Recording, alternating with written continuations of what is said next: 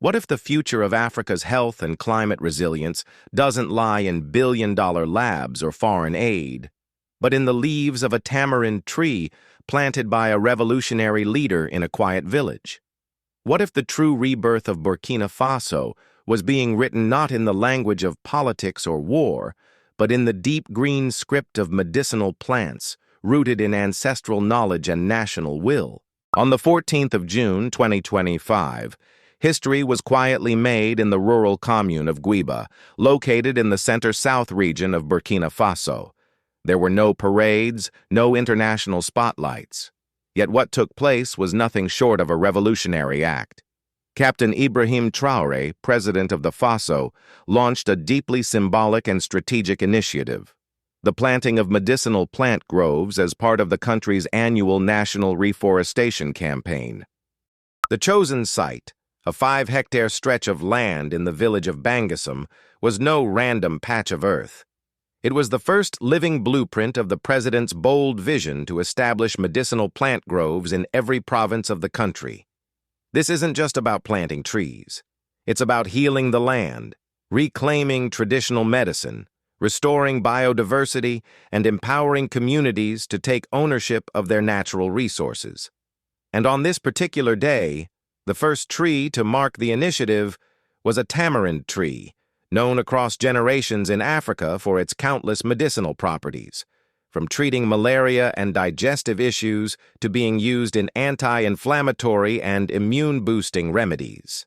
As he pressed the first sapling into the soil, Captain Traoré didn't just plant a tree, he planted a statement, a declaration that Burkina Faso is ready to confront the ecological crisis head-on, using its own traditions, land, and people.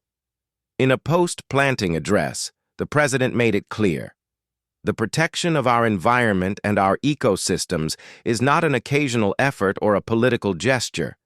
It must be a daily priority. It must be woven into the very fabric of how Burkina Faso lives, works, and plans its future. This commitment comes at a critical moment. Burkina Faso, like much of the Sahel, faces growing environmental pressures. Deforestation, soil erosion, erratic weather patterns, and desertification have all placed tremendous strain on its ecosystems.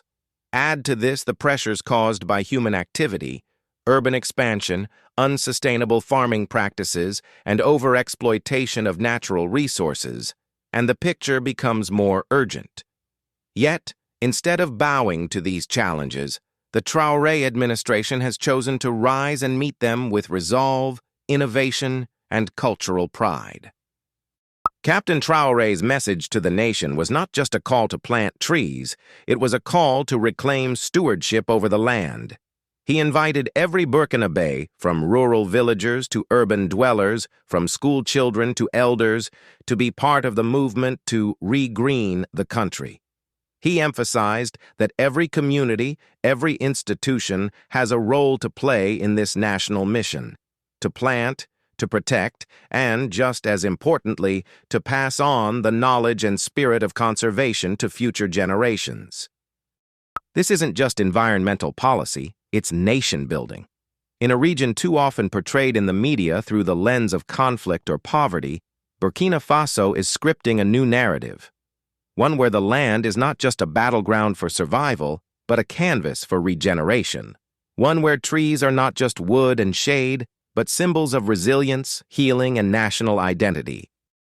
The goals set for this year's reforestation campaign are nothing short of ambitious. The country plans to plant 5 million trees in a single day, on the National Tree Day, Journée Nationale de l'Arbre.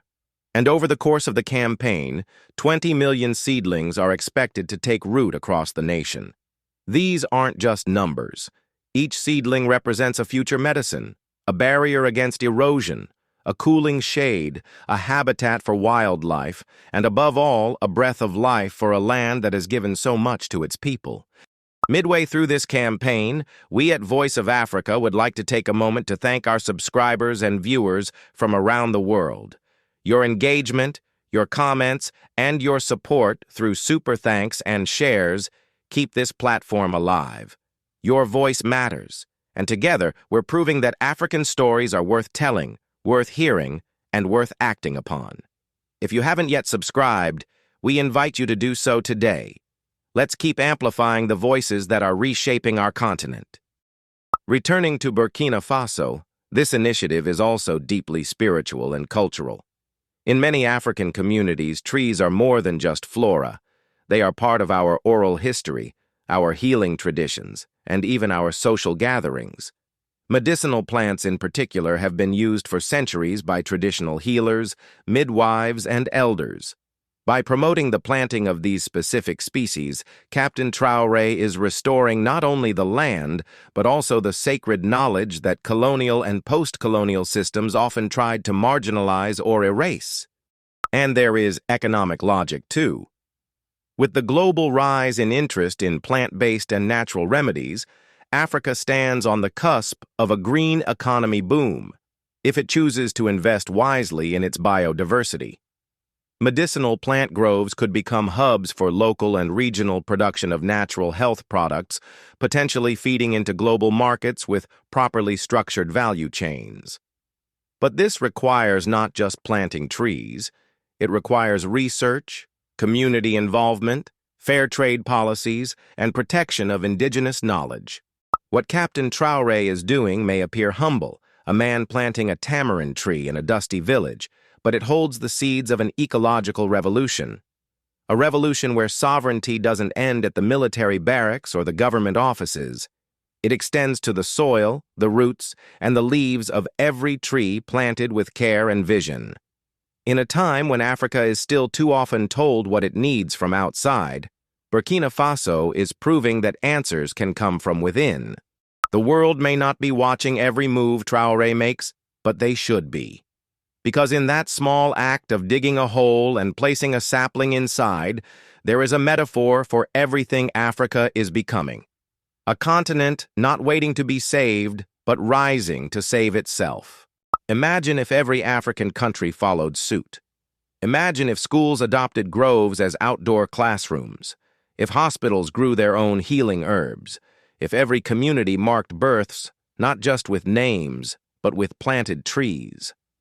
This is not just an environmental policy, it is a philosophy of regeneration, a declaration that Africa will not be buried beneath the dust of droughts and deforestation, but will bloom with purpose, with memory, and with vision.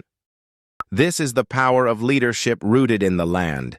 This is the meaning of reforestation in the heart of Burkina Faso.